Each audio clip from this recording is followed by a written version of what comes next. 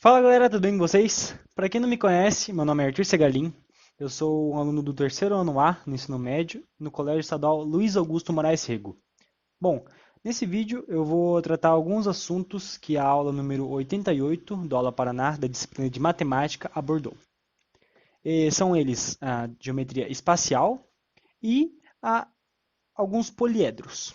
Bom, para começar, eu quero dar uma base para vocês todos sobre o que é a geometria. Mas antes disso, eu vou convidar vocês a darem uma olhada na descrição do vídeo para ver. Eu fiz um resuminho bem bacana e deixei algumas fórmulas também para não deixar o vídeo muito detalhado, porque eu tenho um tempo bem reduzido.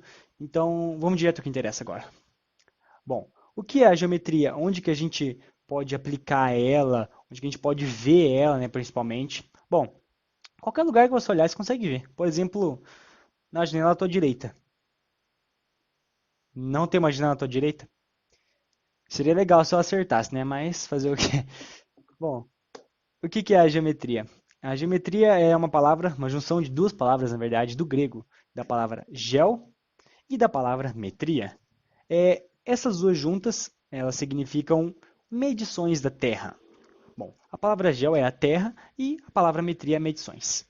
É, eu aconselho a alguém que queira fazer Enem, por exemplo, dar um destaque bem bacana para essa área, né, da matemática, porque todo ano ela cobre na parte de exatas de 25 a 35% da prova, tanto aplicada na área de matemática como na de física, às vezes até na de química, e é bem interessante você saber pelo menos as principais fórmulas dela, as aplicações e tal.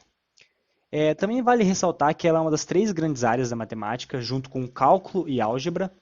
E até meados do século XIX, a geometria era conhecida apenas como a geometria euclidiana. Era a única que se acreditava que existia, até alguns estudos serem feitos e se provar ao contrário.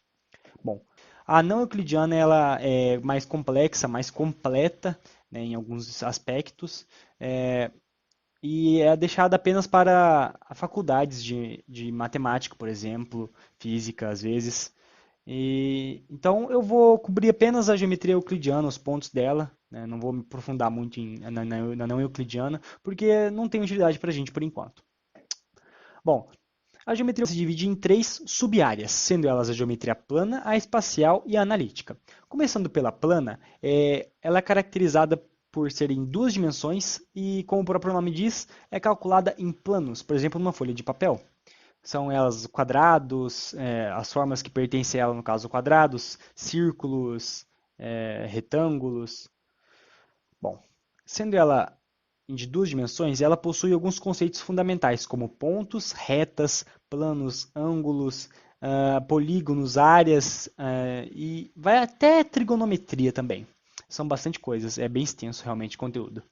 A geometria espacial já começa se diferenciando porque ela faz parte da terceira dimensão. É algo que a gente consegue calcular a profundidade, o volume. Logo, a gente consegue pegar ela, por exemplo, um cubo, um dado que a gente joga para jogar RPG é uma parte da geometria espacial, pois ele possui profundidade, ele possui volume e é calculável. Bom, é, os conceitos principais da geometria espacial abordam todos da geometria plana e mais alguns como poliedros, corpos redondos e o próprio conceito de volume. A última sub-área da geometria é a geometria analítica. Ela é nada mais, nada menos do que a aplicação da álgebra para chegar nos resultados das questões que pedem. Por exemplo, você pode utilizar a geometria analítica para calcular a distância de um ponto até outro, ou a área de um ponto até outro, perdão, é, no plano cartesiano. Você vai utilizar de figuras geométricas e vai calcular a área deles. Você vai aplicar a geometria plana, às vezes espacial, na geometria analítica.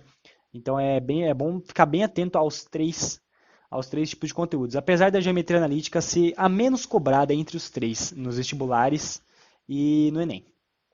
Bom, ela cobre porcentagem, cobre relações, vetores, matrizes, são inúmeros conceitos um pouco mais complexos e completos, né, do que as outras duas. Por isso, é uma das áreas mais difíceis da geometria.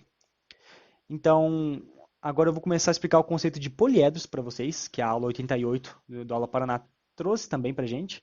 Mas para isso eu vou levar a gente por um espaço mais familiarizado, que a gente está mais se sente mais em casa, né? Que bastante gente já conhece bem, pelo menos a maioria dos que estão vendo esse vídeo, eu acredito.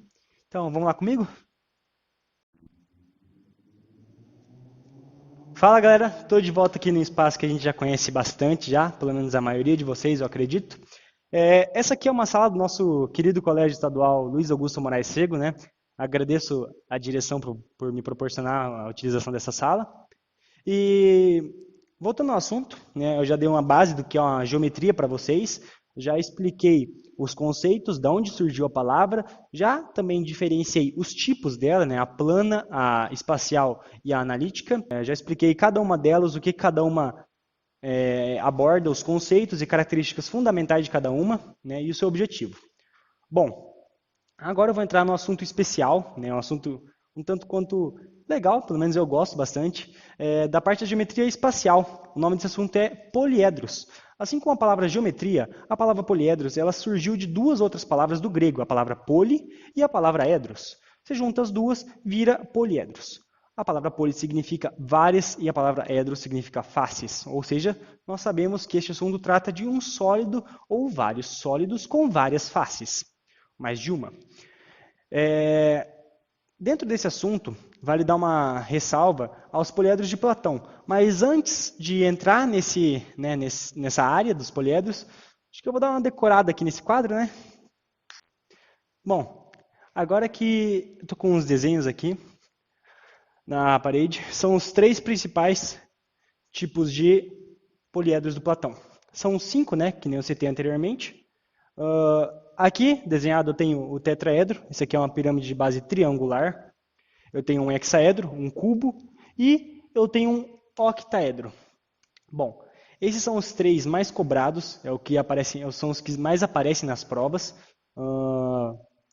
Geralmente o Enem gosta bastante de trabalhar em cima de tetraedro, em cima de pirâmide, com bases triangulares e quadrangulares, né? É bom prestar bastante atenção nisso. E com relação ao cubo, ele trata mais em paralelepípedos no geral, né? Como calcular sua área e tal, mas é bem tranquilo. Bom, eu acho que sobre os poliedros é isso. Eu vou dar uma ressalva sobre os corpos redondos agora, que o meu objetivo desse vídeo é atingir mais pessoas que querem participar do Enem, né? Conseguir uma boa nota, entrar em alguma faculdade pelo Enem. E então eu vou dar uma dica para vocês sobre os corpos redondos. Não é um assunto sobre poliedros, né? Mas ainda vale a pena dar uma citar aqui por cima. Corpos redondos são esfera, são um cilindro e cones. Bom, o Enem adora cobrar cilindros. Um cilindro é o quê? É um corpo circular com dois círculos e envolto em são com bases circulares e envolto. Não tem muito segredo, né? Vai só envolver as fórmulas da superfície do círculo, da geometria plana, e você está pronto, cara. Agora tem vários tipos de cilindro, né? Assim como prismas também tem vários tipos. Todos os poliedros têm vários tipos. Só os poliedros de Platão que se resumem a tetraedros, hexaedros, octaedros, dodecaedros e icosaedros regulares, né? Que possuem suas faces e arestas congruentes, né? Só esses que possuem. O resto pode ser regular e irregular. Daí vai da prova, né? E do que ela pede para você fazer. Bom, então, lembrando, quem gosta bastante de Enem, quem quer participar do Enem, tirar uma nota boa, estuda bastante poliedro de Platão, corpos redondos, né? Dentro da geometria, eu acho que são os principais assuntos que tem, né? O Enem geralmente cobra de 25% a 35% da prova dele em geometria e, cara, bom, lembrando que tem 90 questões de matemática, mais ou menos uma média de jogar baixa, 20 delas vão ser sobre geometria. Plana, espacial, quase nunca analítica, né? Mas tem alguns casos, já vi algumas questões.